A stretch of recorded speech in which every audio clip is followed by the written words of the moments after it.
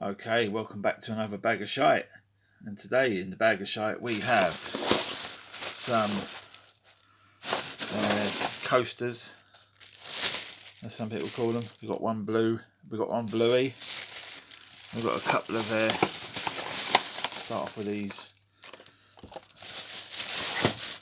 old sealed media. A couple of Sonys there.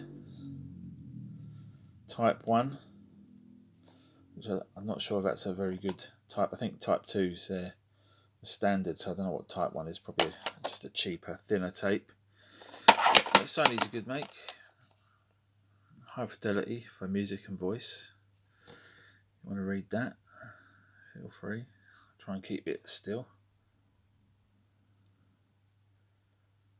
So there you go. Type 1. Normal, 90 minutes. Made in Mexico. There's a barcode. You want to scan that?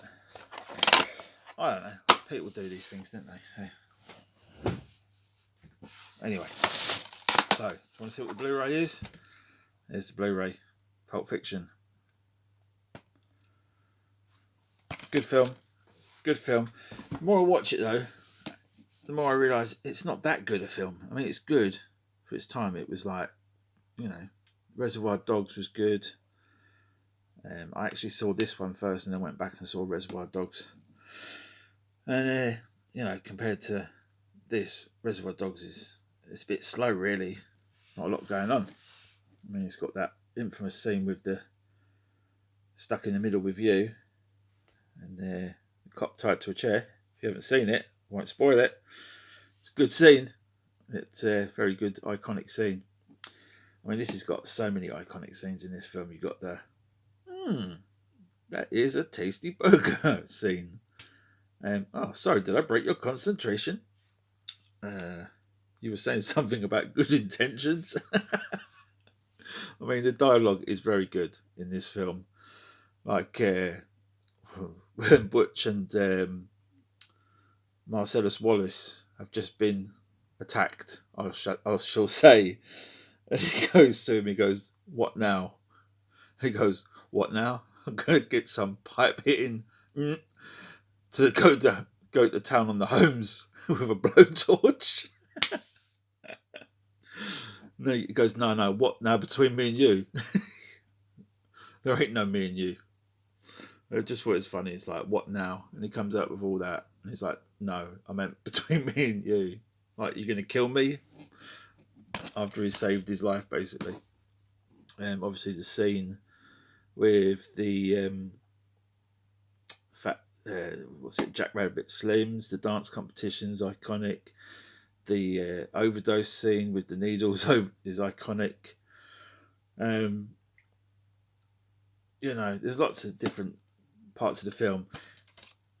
The bit where they're in the restaurant at the end with Honey Bunny and Ringo and the bad motherfucker, and whatever's in the briefcase, we'll never know.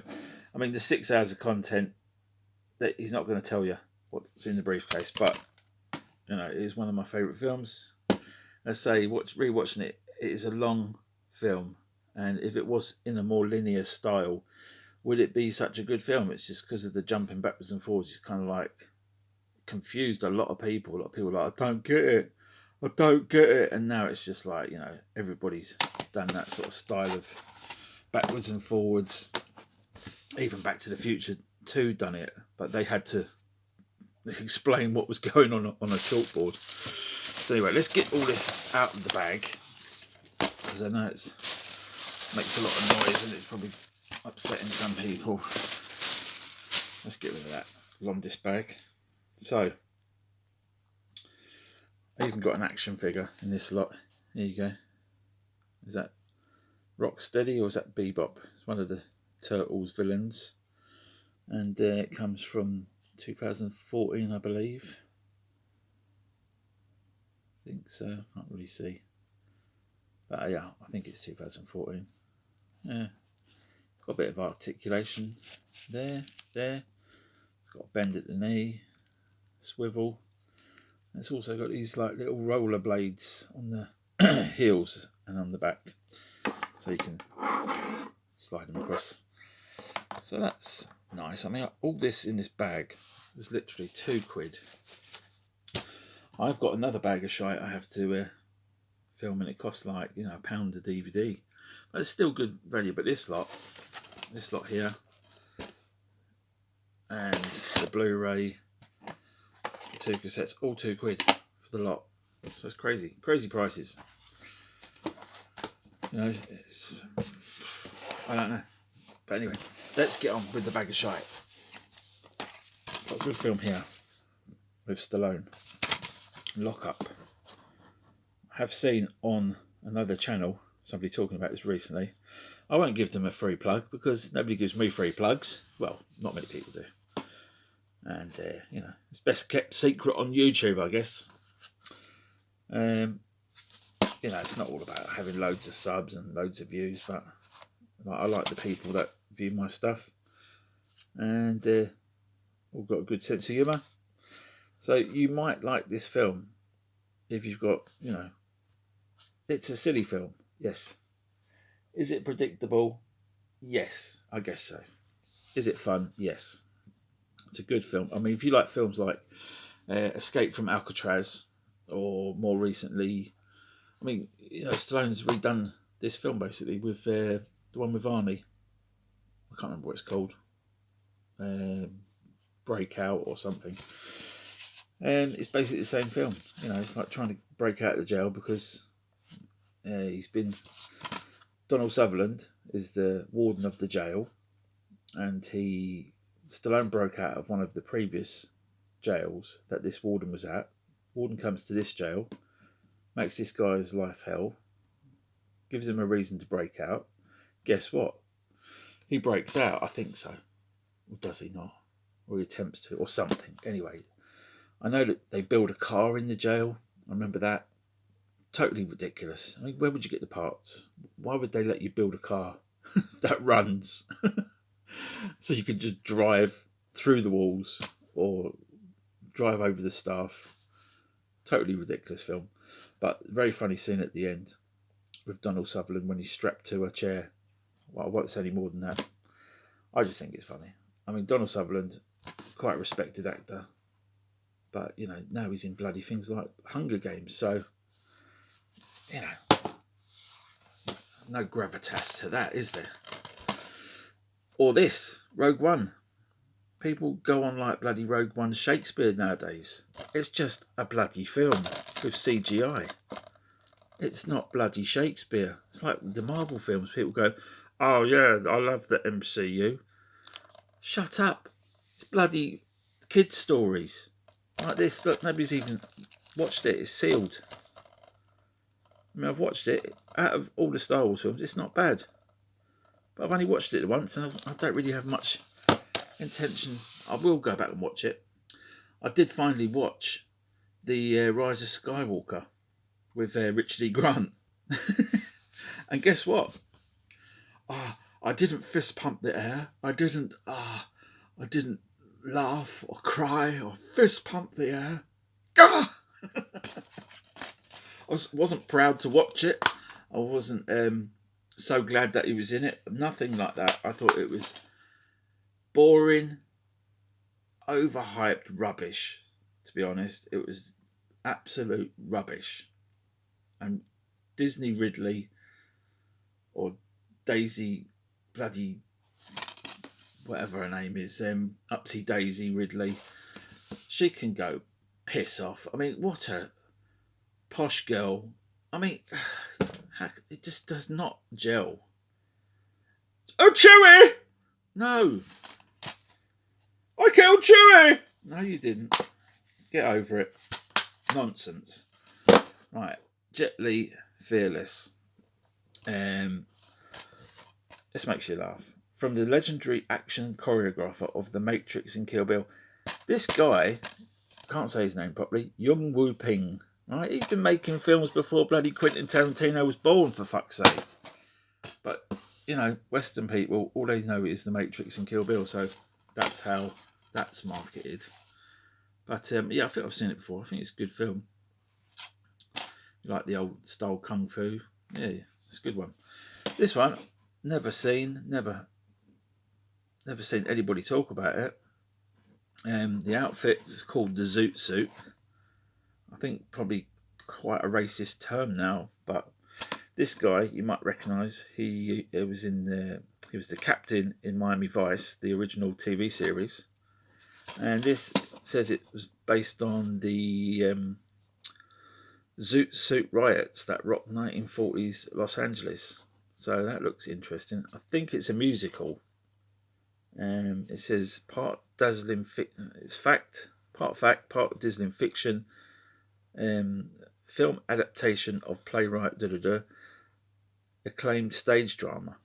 So it's based on a stage drama, or it is. It looks like I don't know. I don't really like musicals. It does have that musical West Side Story vibe going with it, but we'll see.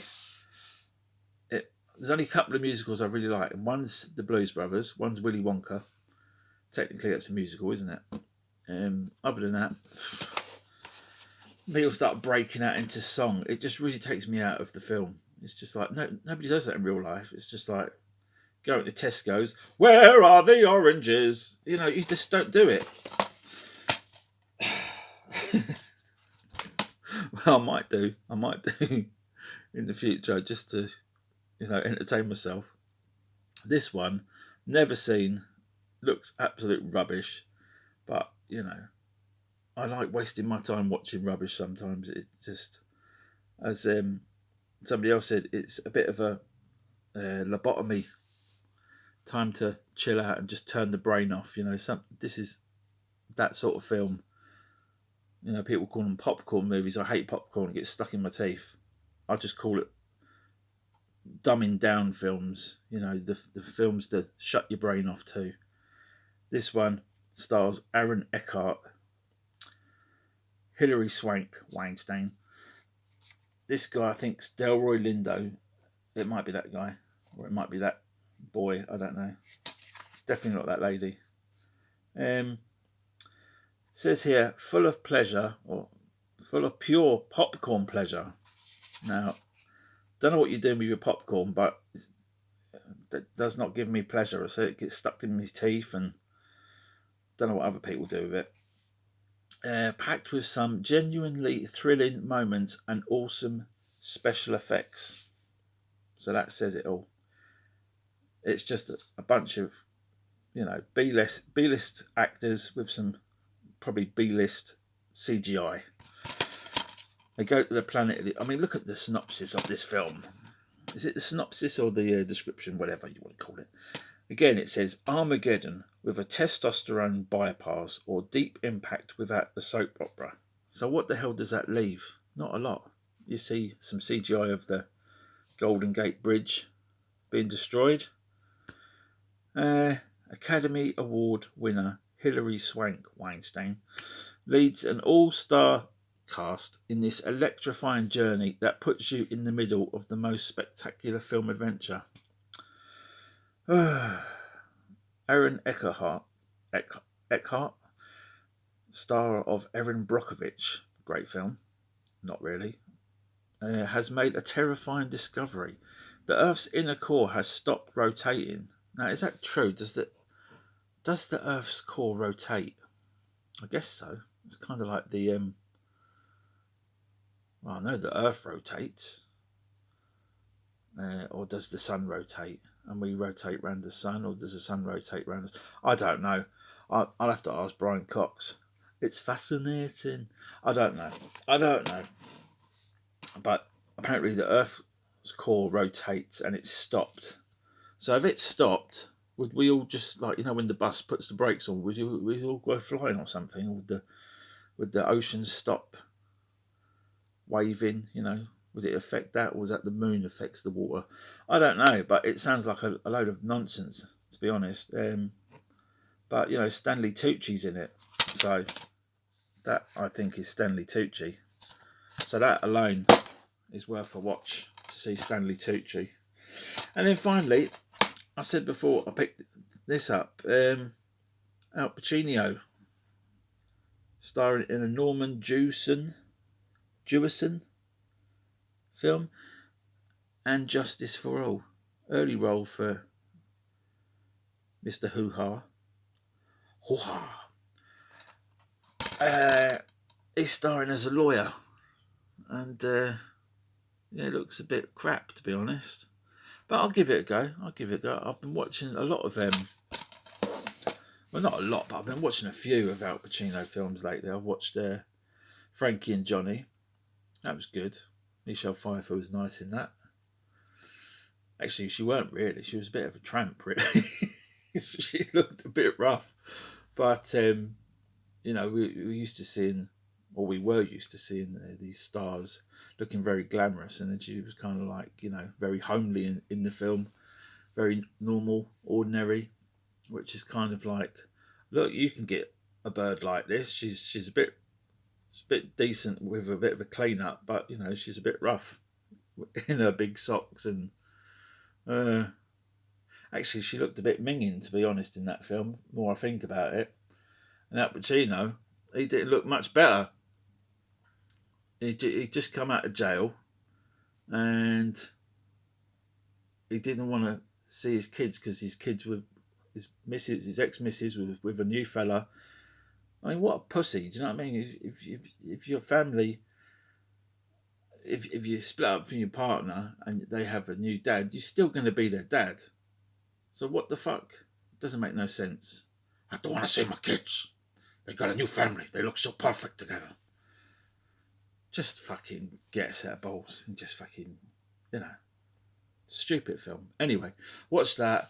I watched what was the other Al Pacino film?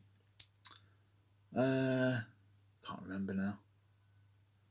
I mean, the favourites are definitely Scarface and Donnie Brasco, things like that. But I did watch Frankie and Johnny. I was going to say Frankie and Benny there. And I have got Scent of a Woman. I need to watch that. That's quite a good one. Oh, I think that's where the hoo-ha thing come from.